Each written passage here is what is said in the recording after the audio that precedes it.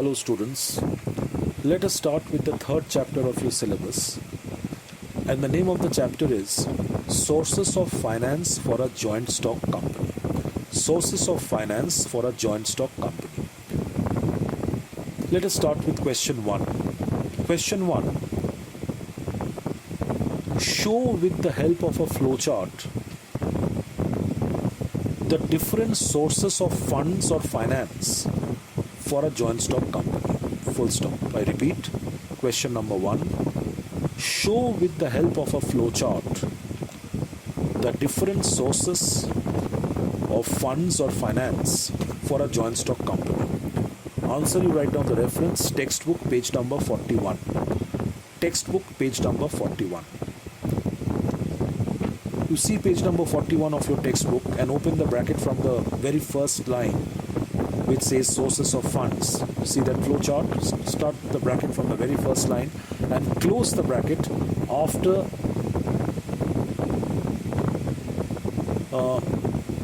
this particular sentence which says these funds are repayable after a specified time period. Close the bracket at the end of the first paragraph which says these funds are repayable after a specified time period. Okay, so that is the answer of question number 1. Now see the flow chart. What we are basically going to learn in this chapter is that you know that a joint stock company does business on a very large scale. The big public limited companies which you can think of, the popular names. So they carry out business on a very, very large scale. And therefore, such companies require huge amount of finance to get themselves incorporated and thereby to carry out their day-to-day operations on such a massive scale. Now, next question arises is, then what are the different sources from where a company can raise such huge amount of funds or capital? So what are the different sources from where a company can raise such huge amount of funds with which it can get itself incorporated and thereby start its regular day-to-day operations? So that is exactly what is being shown by this flow chart, which tells us that the sources from where a company can generate funds can be classified into two types. Okay? The sources from where a joint stock company can raise funds can be classified into two categories. Number 1, long-term finance, and number 2, short-term finance. Now, what is long-term finance? Why is it called long-term finance? So, the funds which are raised by a company with the objective of using them for a very long period of time in the business, for a number of years to come, are called long-term finance.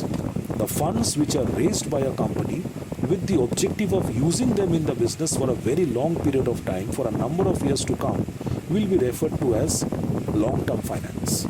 And the amount of funds which are raised by a company with the objective of using them for a short time, say for a few months, will be referred to as short-term finance.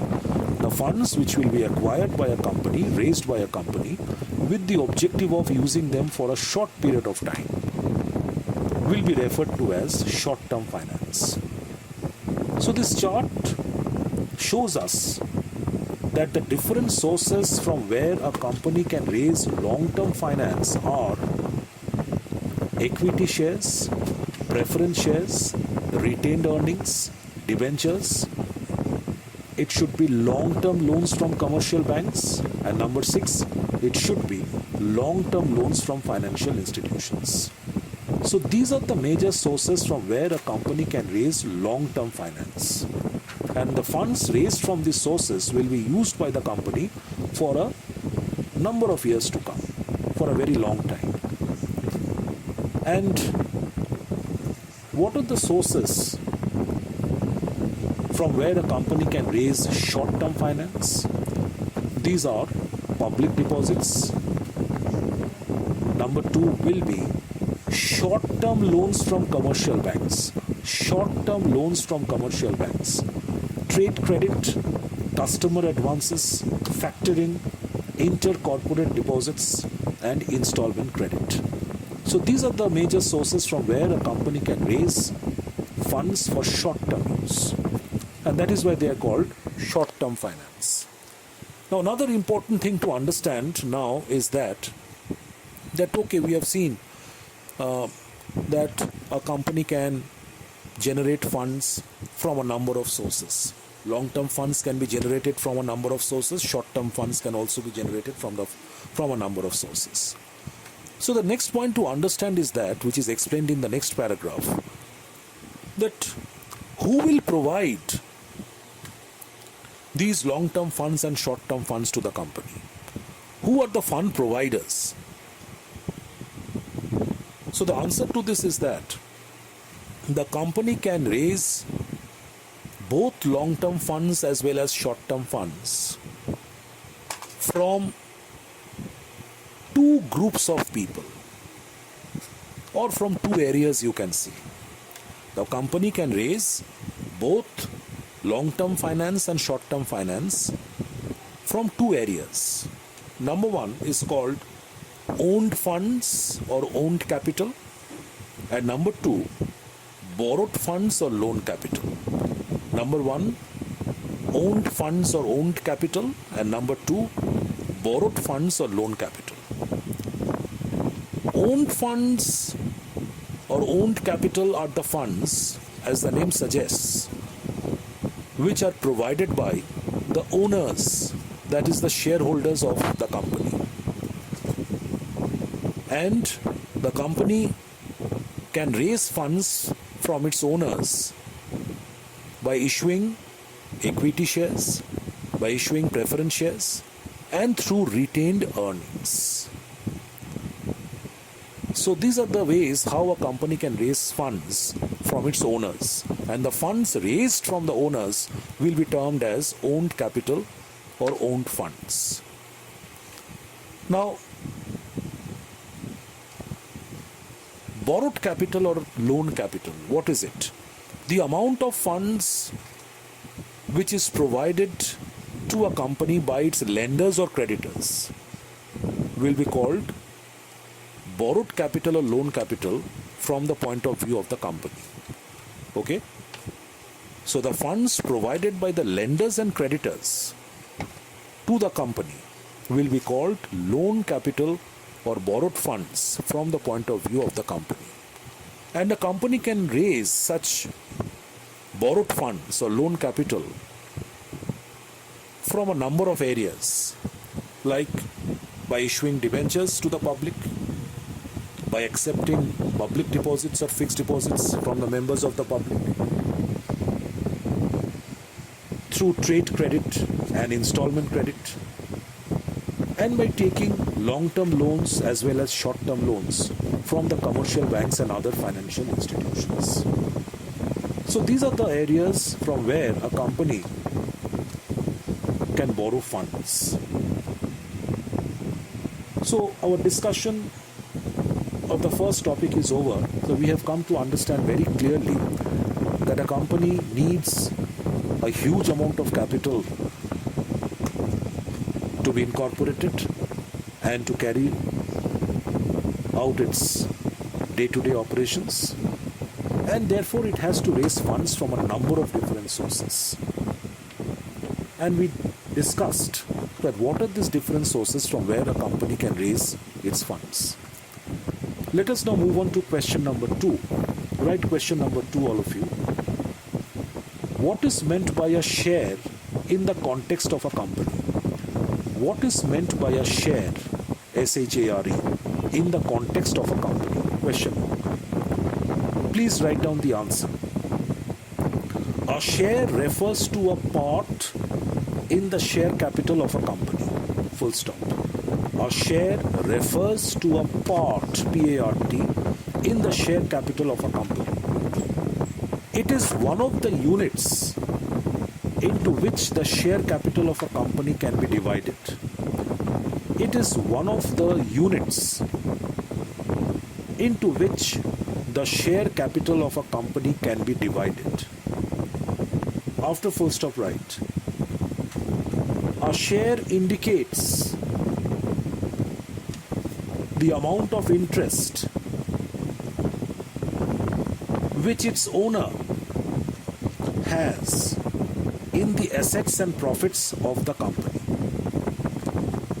A share indicates the amount of interest which its owner has in the assets and profits of the company. Full stop. So let us see what a share is in the context of a company. It is very simple, that the entire capital of a company is divided into small units or parts of same value or denomination. Say for example, the total capital of a company is say rupees 10 lakhs, and the directors decided to divide this 10 lakhs of rupees into small units of rupees 10 each. So this rupees 10, which is assigned to each unit of the capital, is called face value or nominal value, which remains fixed throughout, which is constant throughout. This value does not change, which is rupees 10 in my example. So the entire capital of rupees 10 lakhs of the company, of rupees 1 lakh of the company, the entire capital of rupees 1 lakh is first divided into small parts or units of rupees 10 each. Each such part or unit is called a share of the company. Each such unit or part is called a share of the company. So we will say that this company has a capital of rupees 1 lakh, which is divided into 10,000 shares of rupees 10 each.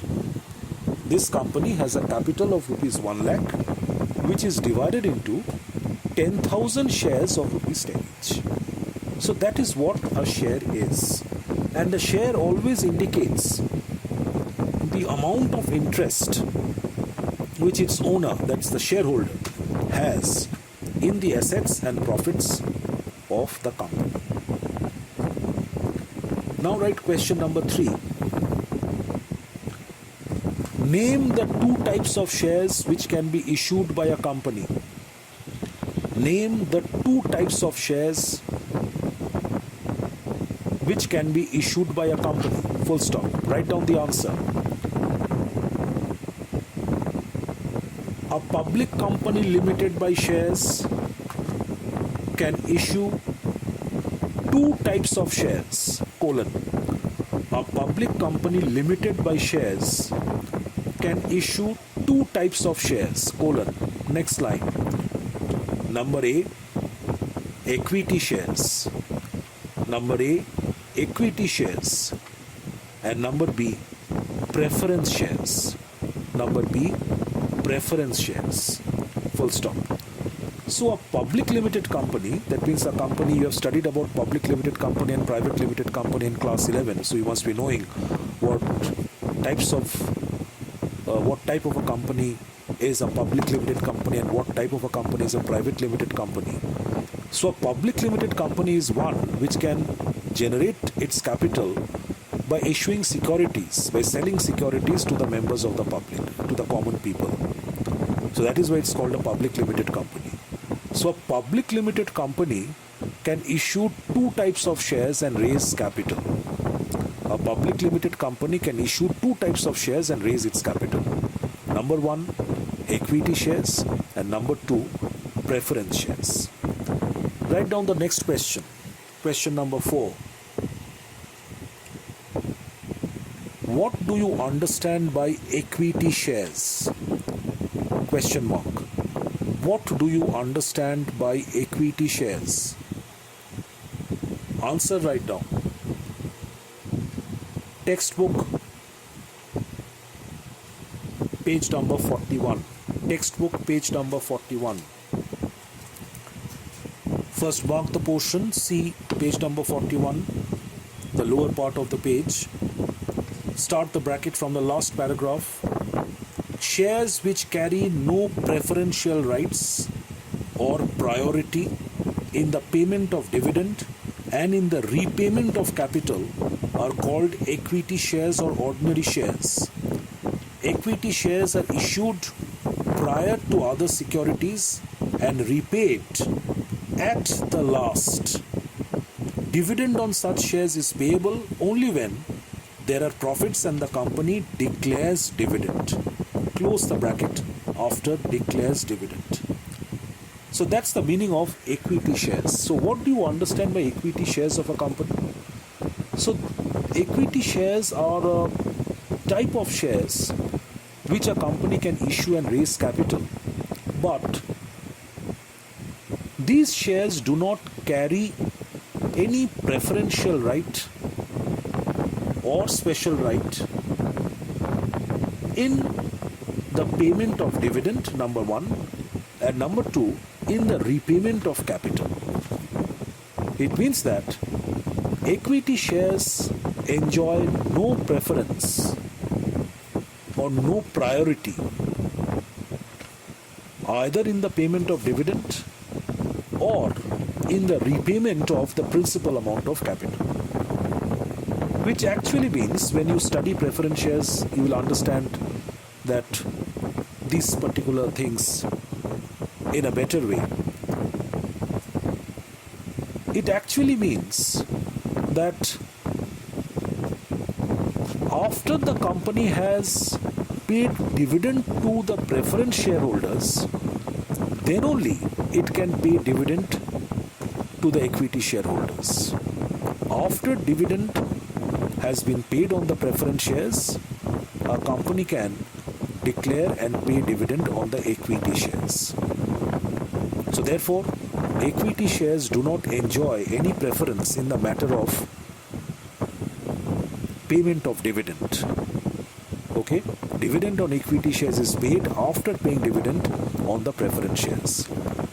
And the second point to be noted over here is that when the company winds up, when a company is liquidated, it's closed down, the company has to first repay the principal amount of capital to the preference shareholders. And only after that, if funds permit, the company will be able to repay the principal amount of capital to the equity shareholders. So in terms of repayment of the principal amount of capital also, equity shares enjoy no priority or preferential right. The principal amount of capital will be first repaid to the preference shareholders when a company is liquidated, and after that, if funds permit, the principal amount of capital will be repaid to the equity shareholders. So therefore we can say that shares which carry no preferential rights or priority, number one, in the payment of dividend, and number two, in the repayment of capital, are called equity shares or ordinary shares. So that is why they are ordinary shares. Equity shares are issued prior to other securities and repaid right at the end. Equity shares have to be issued by a company first to raise capital before any other security can be issued and capital can be raised. So equity shares are the first to be issued for raising capital, but at the time of winding up, it is the last to be repaid. And dividend on equity shares is payable only when there are sufficient profits and the company declares dividend. Dividend on equity shares are paid only when the company earns sufficient amount of profits and the directors declare dividend on the equity shares. Equity shares do not carry any fixed rate of dividend. Next question, please write.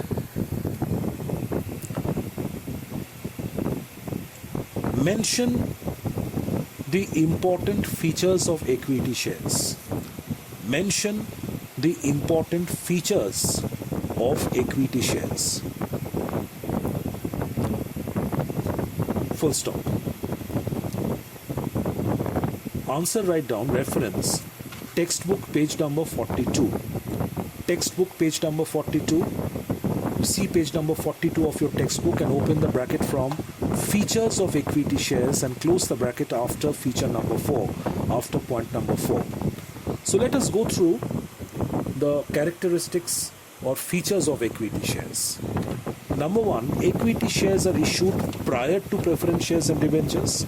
Already mentioned in the definition of equity shares that equity shares are the first security which can be issued by a company to raise capital. They are issued prior to, that is before issuing preference shares and debentures. Number 2, these shares carry no preferential rights in the payment of dividend, already discussed in the definition. Dividend is payable only after it is proposed by the board of directors and approved by the equity shareholders in the annual general meeting of the company. Okay, so first point, that equity shares carry no preferential right. It does not enjoy any priority in the payment of dividend. If a company has issued both preference shares and equity shares, if a company has raised capital by issuing both preference shares and equity shares, first of all, dividend has to be paid to the preference shares at the end of every financial year. Okay?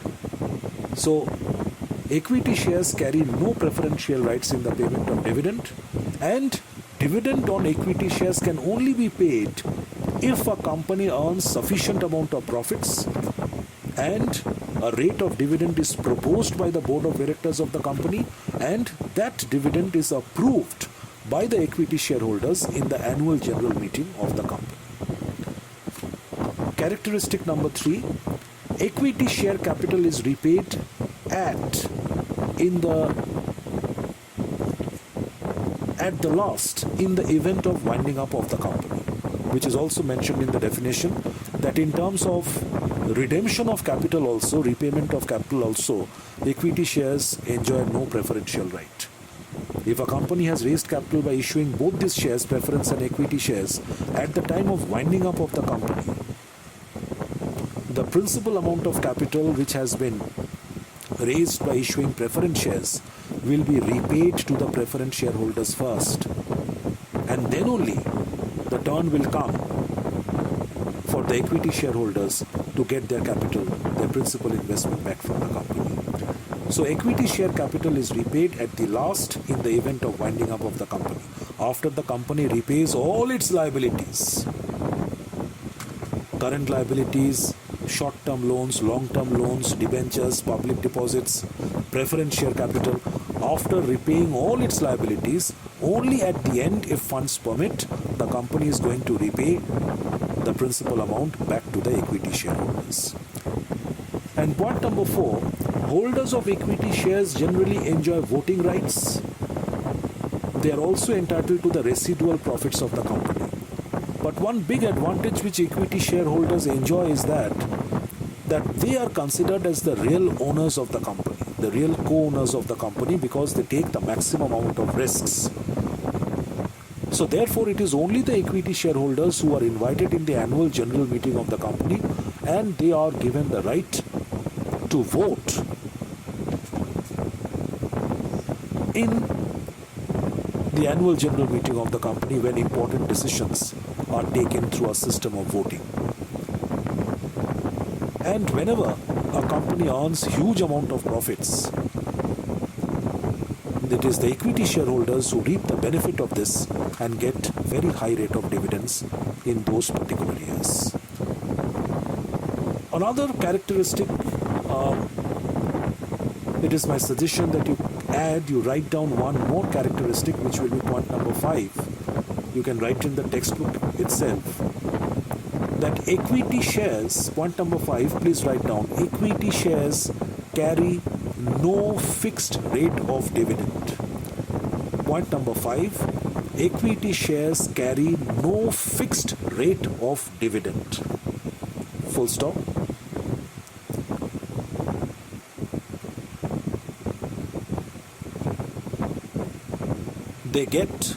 They usually get a high rate of dividend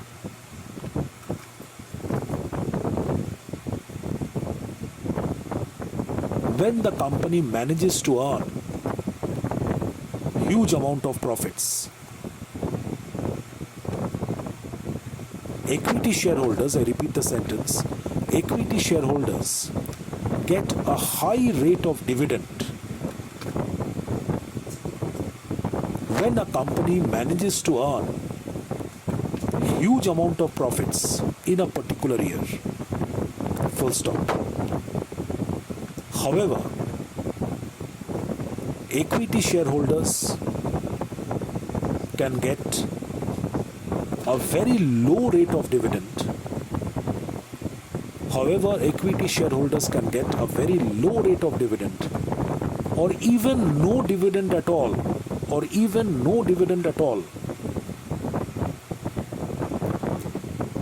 when the profits earned by a company in a particular year are very less. When the profits earned by the company in a particular year are very less. Full stop. So that will be characteristic number 5, that equity shares carry no fixed rate of dividend. Now, what is dividend actually? If you try to define dividend from a company's point of view, we can say that dividend is a part of the net profits of the company which is distributed among the shareholders. Dividend is that part of the net profits of the company which is distributed among the shareholders at the end of every accounting period. Okay? So equity shares, the company does not promise to pay the equity shareholders a fixed rate of dividend at the end of every year. Usually the practice is that if in a particular year a company manages to earn very good amount of profits, huge amount of profits, the equity shareholders get a very high rate of dividend. And if the company doesn't perform well, if due to certain reasons the profits of the company are very low in a particular year, or even the company suffers a loss in a particular year, in such years, the equity shareholders will either get a very low rate of dividend, a meager rate of dividend, or may not get any dividend at all. So that is a very important characteristic of equity shares. So I will stop this session over here. In the next lecture on this chapter, we are going to start with advantages of equity shares. Thank you.